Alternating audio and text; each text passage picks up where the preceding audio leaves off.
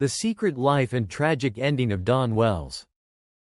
Dawn Wells was born Dawn Alberta Wells on October 18, 1938, in Reno, Nevada, into a family that would shape her life in unique ways. Her parents, Evelyn Steinbrenner and Joe Wesley Wells, provided a stable and encouraging home. Her father, Joe, owned a successful shipping company in Reno called Wells Cargo, though not connected with the well-known trailer manufacturer of the same name. Growing up in Reno, Wells had a quintessential American upbringing, and she attended Reno High School, where she began to show early signs of the grace and charm that would later captivate the world. She wasn't just a beauty, she was also academically inclined, showing a curiosity and interest in science. After high school, Wells took a significant step that demonstrated her intellectual ambition. She enrolled at Stephens College in Columbia, Missouri, a school known for its liberal arts focus and strong emphasis on female empowerment.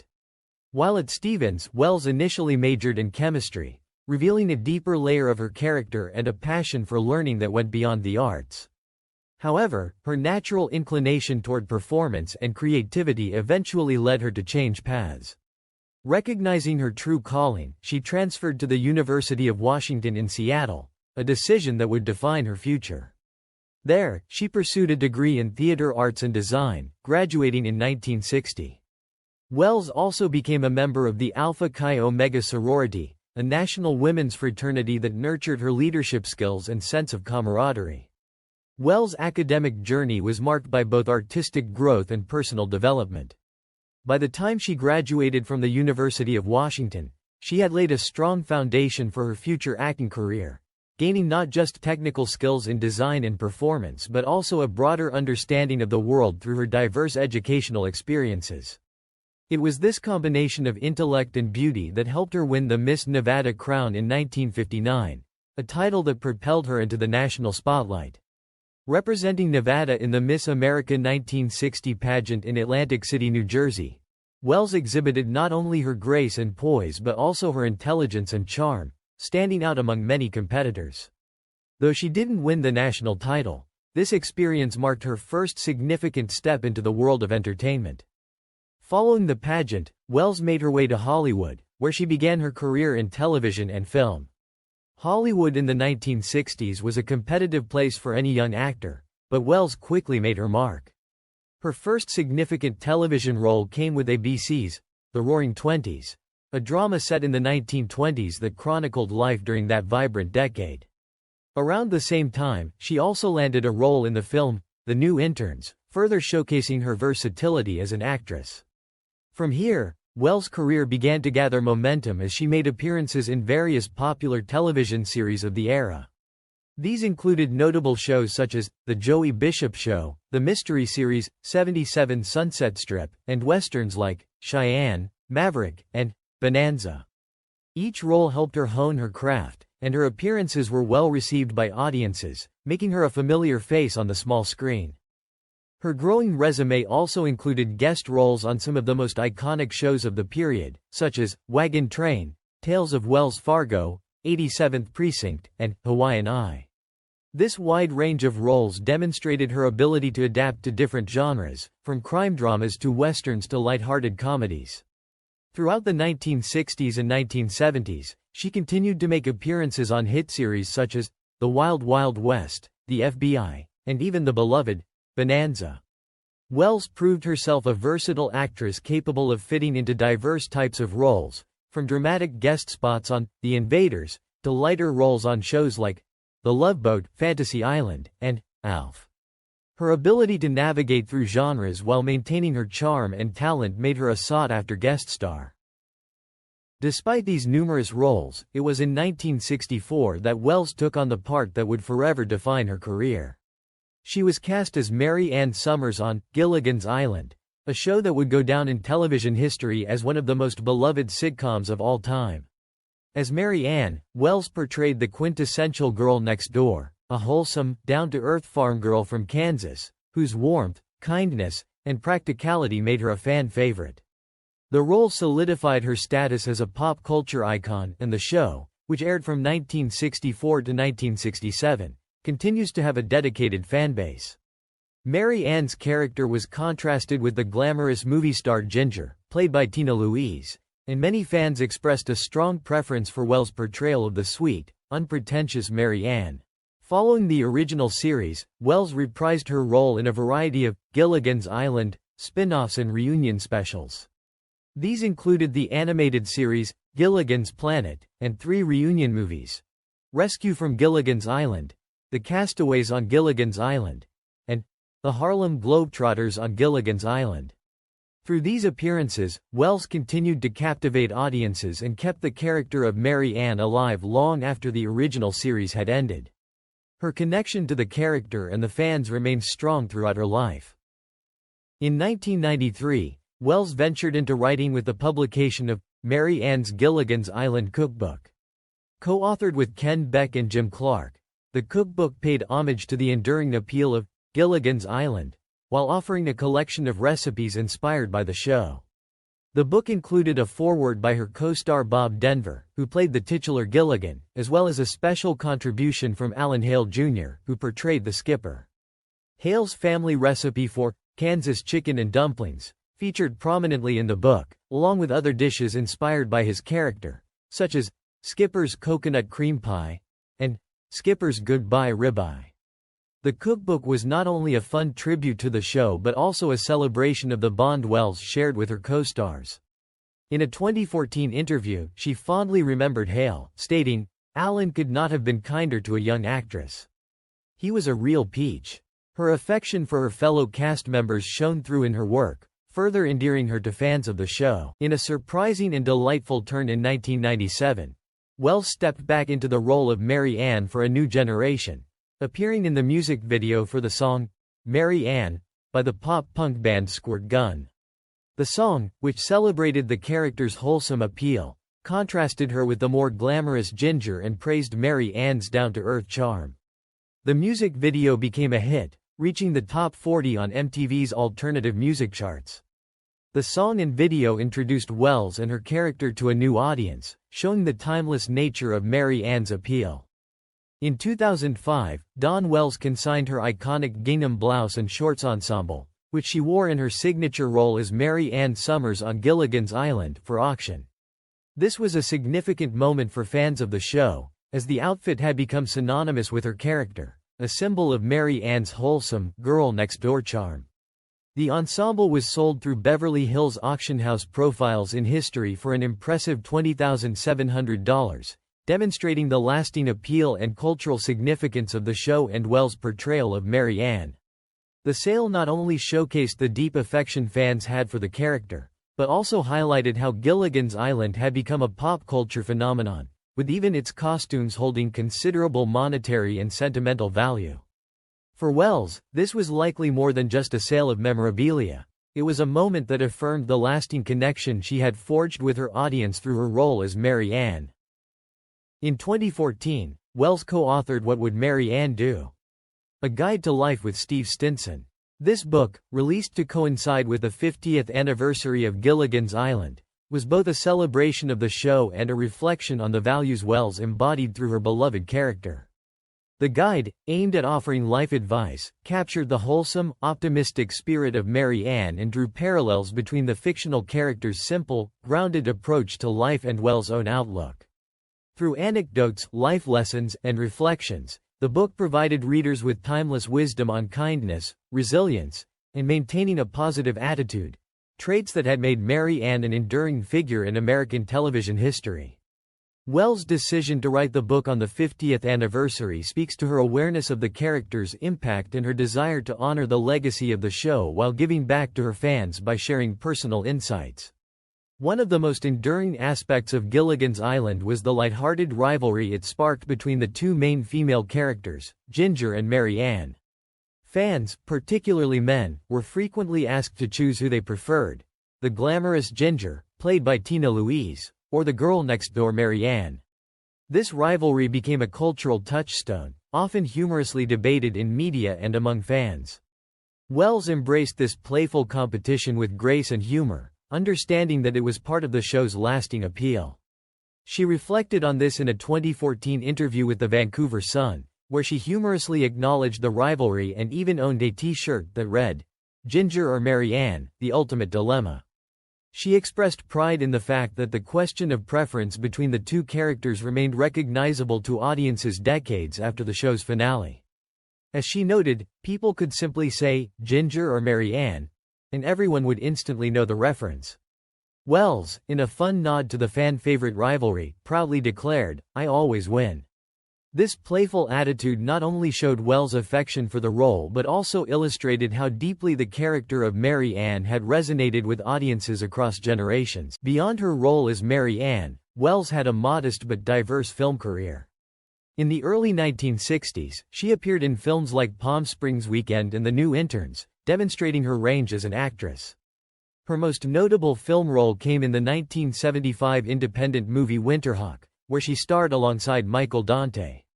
In this film, she portrayed a Western settler who is kidnapped by a Native American chief, showcasing her versatility in tackling different genres, including Westerns. This role allowed Wells to break away from the typecasting of her Gilligan's Island persona and prove that she could excel in more dramatic roles. She continued to appear in films throughout the years, including The Town That Dreaded Sundown, Return to Boggy Creek, Lover's Knot, Soulmates, Forever for Now, and Super Sucker. In 2011, she began filming the comedy horror film Silent But Deadly, originally titled Hotel Arthritis, which was released in 2012. This comedic role showed her willingness to explore new genres and adapt to the evolving entertainment landscape, even into her later years. Wells also enjoyed a successful theater career following Gilligan's Island, appearing in nearly 100 theatrical productions by 2009. Theater gave her the opportunity to expand her acting repertoire beyond television, allowing her to take on diverse and challenging roles. She toured extensively during the 1970s and 1980s, starring in productions like the Second National Tour of Neil Simon's Chapter 2, where she played the role of Jenny Malone, and replacing Lorna Luft as Sonia Walk in the Second National Tour of They're Playing Our Song. These tours demonstrated Wells' dedication to her craft and her desire to continue growing as an actress. In 1985, she also performed a one-woman show at the MGM Grand Hotel and Casino in Las Vegas, showcasing her versatility and charisma in a demanding solo performance. Her long and varied theater career proved that Wells was much more than just Mary Ann. She was a talented and hardworking actress who was passionate about live performance. In May 2016, Wells was named the marketing ambassador for MeTV Network, which had begun airing reruns of Gilligan's Island. This role allowed her to reconnect with the show's devoted fanbase and introduce the beloved series to new generations of viewers. By this time, Gilligan's Island had become a nostalgic favorite, and Wells' association with the network further cemented her role as a key figure in television history. As an ambassador, Wells helped promote the show and the network, lending her familiar, friendly face to MeTV's branding efforts. Her involvement with MeTV highlighted the ongoing popularity of the show and its continued relevance in the ever-evolving world of television. Wells' entrepreneurial spirit was evident in her business ventures, including her clothing line, Wishing Wells Collections, which provided clothing for people with limited mobility. This business reflected Wells' compassionate nature and her desire to make a difference in the lives of others. The practical clothing line demonstrated her ability to channel her celebrity status into creating meaningful products that addressed real-world needs. Additionally, Wells founded the Idaho Film and Television Institute, a nonprofit educational organization that aimed to foster education, technical training, and economic development in southeastern Idaho. This organization was another example of her commitment to giving back to the community and her passion for supporting the arts. She also organized Spudfest, a regional family movie festival in Idaho, which further showcased her love for film and her desire to promote family-friendly entertainment. Wells was also known for her philanthropic work. She lent her support to the Denver Foundation, a charity in West Virginia chaired by Dreama Denver, widow of her Gilligan's Island co-star Bob Denver. In November 2009, Wells participated in the Denver Foundation's Christmas Wish Celebrity Auction, helping raise funds for the disabled and disadvantaged in West Virginia. Her participation in this event highlighted her generosity and dedication to helping others, particularly in causes close to her heart. Wells' willingness to give her time and energy to charitable endeavors further solidified her legacy as not just an actress, but also as a compassionate and caring individual who used her fame for good. Dawn Wells was a well-known actress, beloved for her role as Mary Ann Summers on the classic TV show Gilligan's Island. With her fame and success, many assumed that Wells lived a charmed life full of happiness and prosperity. However, her later years revealed a heartbreaking reality that was far different from the image many had of her. Despite her fame and the wealth she had accumulated early in her career, Wells found herself struggling financially toward the end of her life, with no family to rely on and overwhelming debt. It was her devoted fans who ultimately came to her rescue, illustrating the deep affection people had for her. Wells enjoyed a long and successful career in Hollywood. She became a household name in the 1960s thanks to her role on Gilligan's Island, and for years she remained a staple of the entertainment industry. Despite this, her personal life was not as smooth. Her success in the professional realm was not mirrored in her personal relationships, particularly in her love life, which seemed to always elude her. Wells had a brief marriage early on but would never marry again. In 1962, Wells married talent agent Larry Rosen. Rosen was well regarded in the entertainment industry and was known for his work not only as an agent but also as a writer and producer. Some of his most notable works include the TV shows Jennifer Slept Here, Summer Playhouse, and Mr. Merlin. Rosen seemed like a perfect match for Wells, and their union started with promise. But despite their shared interests in show business, their marriage was short-lived. By 1967, after only 5 years, the couple had divorced. Wells later reflected on this period, noting that it was a difficult time for her, both emotionally and personally. Despite their separation, she and Rosen remained friends, but the breakup marked the end of Wells' only marriage. Wells struggled to find lasting love after her divorce from Rosen. She never remarried, though she did find herself in a meaningful relationship later in life. After years of singlehood, she became romantically involved with a man named Tom, someone she described as special and deeply significant in her life. Tom wasn't just a romantic partner, he was her best friend, and their relationship developed slowly over many years of close companionship. Wells spoke fondly of their connection, describing it as one that touched her soul, mind, and being. They were together for 15 years, and Wells valued the relationship so deeply that she even moved to Nashville to be closer to him. Interestingly, despite their lengthy romance, Wells and Tom never married, nor did they live together. This decision was a reflection of Wells' values, which were shaped by her conservative upbringing. Tom had 2 adult daughters, and Wells did not believe it was appropriate to live under the same roof or share a bed with him while his children or mother were around. This sense of propriety was something Wells had cultivated from her youth.